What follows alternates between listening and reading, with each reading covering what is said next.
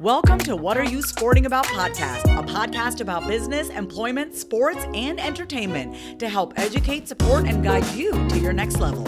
Here's your host, attorney Sivon de Barros.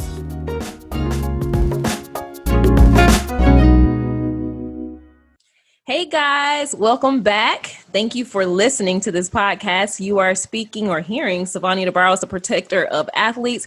And today I have Taj Dashaun with me today. Hi, Taj. Hey, Sivon, thanks for having me. I'm happy to be here. No, thank you for joining. You've been doing some amazing things, and it's been a while since you and I connected since the first time. But I'm so happy that you decided to be a guest on this podcast. So tell us a little bit about you and your former history as a athlete and where you are now. Absolutely. And I love, by the way, that you introduce yourself as a protector of athletes. You know, I feel the same way. I look at myself as a protector. I look at myself as the light at the end of the tunnel for athletes who are lost. A little bit about my background. I won't go into all my stats and all that type of stuff and bore people to death. We're not here for that, you know.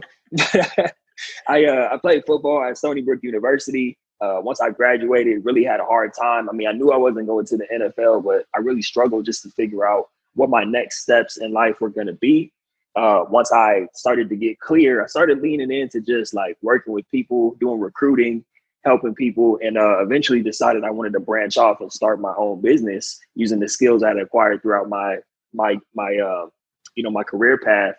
And I realized that there was a need. I had a lot of teammates reaching out to me, a lot of former teammates, a lot of guys I grew up with, like, hey, Taj, man, we're lost. We're really struggling to figure out who we are outside of the game. You know, you're having all this career success. I'm back home working at Home Depot. Like, help me out, man. So I started doing some research, looking at what resources were available to former athletes, and saw, virtually nothing, especially on a collegiate level. So I decided to create something on my own. That's when Thrive After Sports was born. And basically for the past 2.5, almost 3 years, I've been working as an athlete career transition coach, helping former athletes just map out the next steps of their lives, land jobs, start businesses. Anywhere they need direction, I'm there to support them. So much like yourself, I'm a protector of athletes too. Yeah, that is amazing. I love it. So Thrive After Sports. Now, I know you have a podcast with that name. So Thrive After Sports, is that also the name of your business where you promote this support for athletes to help them transition? Absolutely. That's the name of my program. And as you mentioned, I do have a podcast. The podcast is called Thrive After Sports. Please go check that out. Available on all podcast platforms. Yeah. The program itself, Thrive After Sports, is actually the curriculum that I have. So when I started out coaching, I didn't just want to be on the phone, just kind of chopping it up without having any structure or systems in place. Right. So I put a lot of time, energy, and effort into developing an actual curriculum. I even consulted with some friends of mine who are clinical psychologists, just so I can make sure I had research and information and techniques, exercises, and things to help get former athletes through, just the loss of identity and help them navigate those waters, what they're dealing on an emotional level before we even dive in to talking about, going into business or their career path. Because I want to make sure they're firing on all cylinders and in a good place mentally, physically, spiritually, and emotionally before we even dive into all that. So yeah, to answer your question, Thrive After Sports is the name of the program, and also the name of my podcast and my upcoming book that I have coming out. It's called Thrive After Sports as well. Nice. I want to touch on something you said, loss of identity. Now, you would think a athlete already identifies themselves as an athlete, right? So in at one vein, there is a identity there. But we've also seen time and time again too, once that sport is over, because athletes who've made it to the pros, they focused on sports, like from the beginning of time when someone realized, oh my gosh, this kid has the ability to be a professional athlete. So when you say loss of identity, are you saying loss of identity in the sense of you've only recognized yourself as an athlete, or loss of identity for when the sport has ended and now you don't have any idea what you're going to do with the rest of your life?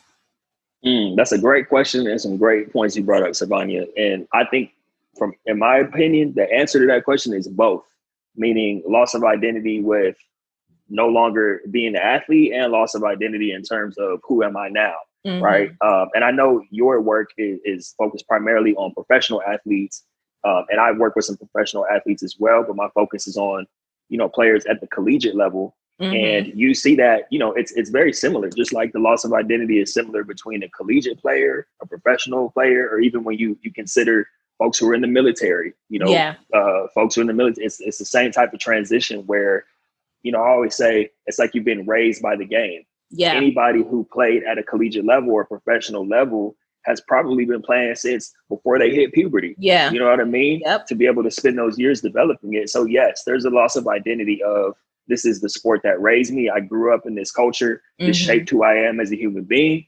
And then there's a loss of identity, which, this is the work that I'm doing. What my focus is centered around is crafting and creating that new identity so that they can wake up and not just settle for the first job they can get out of college, right? But to have something that they're waking up every day and they're excited about pursuing the same way that they did with their sport. And once I can help somebody find that, that's priceless. Then they're off to the races because they can apply that athletic identity, that athletic mindset into whatever it is they're doing in the next chapters of their lives. Yes. Let me tell you, boy, everything that you're saying is so in alignment with what I've been saying and preaching, and some of the words that are listed in the book that I published, What Are You Sporting About, which is the inspiration for this podcast. It doesn't matter whether you're playing sports now or you're no longer playing, as the athlete. I feel like once an athlete, always an athlete, but you must figure out what it is that you're passionate about. What's your why in life? Because when you find that purpose, that is going to keep you moving forward.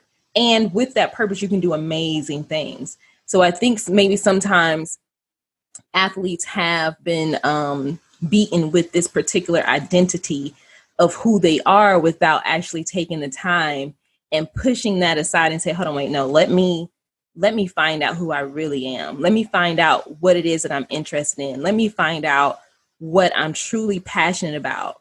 Because when you involve yourself with things that you're passionate about, the success is going to come. Absolutely.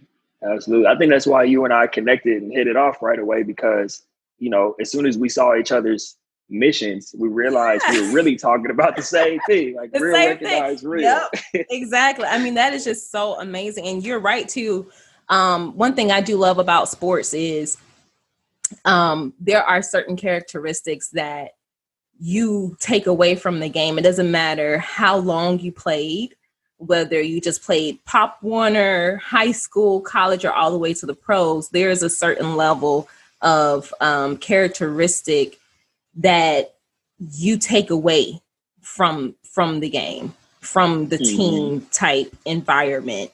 So do you have, just based around that, do you have any type of mindset tips that an athlete who may be struggling to figure out how to transition, what would be your advice to them around some of the characteristics they already have within them but haven't tapped into yet? I think that, and that's a great point you bring up. I think that when we're talking about transferable skills or things that can kind of be carried over, I think that it's important to be able to tap into something like we just talked about, something that you're passionate about, something that you actually enjoy. And I recommend doing a lot of reflecting, because I look at it like with an athletic mindset, we can go anywhere and be top dog, right? You can go to any company, any job you land after college, you can go be like the top person there, no question. But what I run into is a lot of times people might go somewhere, put in all this work because they're like the go-getter at the office, but then get burned out because they're in the wrong career. Right. So my whole thing is being intentional, and it really ties into your message. What are you sporting about? What is your why? Right. Like I wake up every day and, I try to get the message across to former athletes that life is your new sport.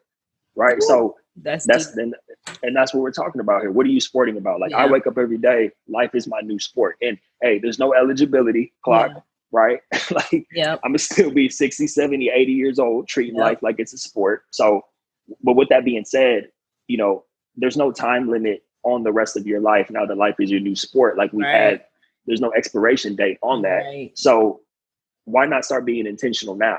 right? Like it took me a few years after college to really get my footing to start to be like, okay, you know, I want to do this.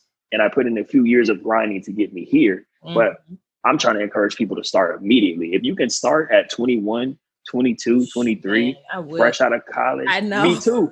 That's what I'm saying. Like, man, if I could rewind that freaking clock back, there would be so many things that I would do differently. You know, knowing what I know now. Oh my God. Exactly. We might be doing this podcast from a yacht somewhere if we had that vision at 22, 23. Right. No, oh my gosh, that's the truth. But you're so on point, you know, because once you find out what it is that you're sporting about, it will help set up your life. So then what's your title? You can thrive after sports. And I think a lot of times people get hung up on the idea of I need to be in this particular situation or have this particular platform to do something. And that's not necessarily true. You need to find what it is that moves you, what it is that really will make you wake up every day to do something without getting paid for it. Exactly. Because if you have that much motivation, you have no other choice but to thrive. Exactly. Yeah. No one is making that. We're not getting paid to do this podcast right now. Right. But, like, both of us are here taking time out of our day. There's things that we both could, you know, obviously this could lead to opportunities for us and more people listening in. But at the same time, there's things that both you and I could be doing right now that are revenue generating opportunities. Right. But we're here doing this for free, taking time out of both of our days because we enjoy doing it. Like I wouldn't rather be doing anything else right now. So, see? And because we care about the outcome of other people's lives. That's it. So look, I'm so ready for your book to drop. Or has it dropped? It hasn't dropped yet. Okay. We're looking at a projected official release date of end of October, but it is available for pre-order now at thriveaftersportsbook.com. Okay. So you guys definitely make sure you're watching out for this book, Thrive After Sports, at thriveaftersports.com. And then you also mentioned Thrive After Sports program. So is that on the same website? No, the Thrive After Sports book is separate. That's like its own website, thriveaftersportsbook.com. Okay. You can learn more about my website, tajdashaun.com, has the links to everything else. So there's information about the Thrive After Sports program. All my social media is on there. The podcast is on there. All that type of good stuff can be found at tajdashaun.com. So, yeah. All right, guys. So look, that was Taj Dashaun helping athletes to transition after sports so you can thrive after sports. It's such a pleasure speaking with you, Taj, and I look forward to staying connected with you and finding ways where we can truly build value for these athletes. Absolutely, Sivon. Thank you for having me on. I appreciate all the work you're doing, and I know this is only the beginning of us working together and collaborating. So, yes, sir. Indeed. All right, you take care. All right, you too. Thanks for joining us this week on What Are You Sporting About podcast. Make sure to visit our website, prosportlawyer.com, where you can subscribe to the show in iTunes, Stitcher, or whatever your favorite platform is, so you'll never miss a show. And while you're at it, if you found value in the show, we'd appreciate a rating on iTunes or iHeartRadio. Or if you'd simply tell a friend about the show, that would help us out too. If you like the show, you might want to check out our book, What Are You Sporting About? Attorney Sivon DeBarros is available for private consulting at sldebarros.com. And remember, we're here to educate, support, and guide you in your journey to success because we're all sporting about something.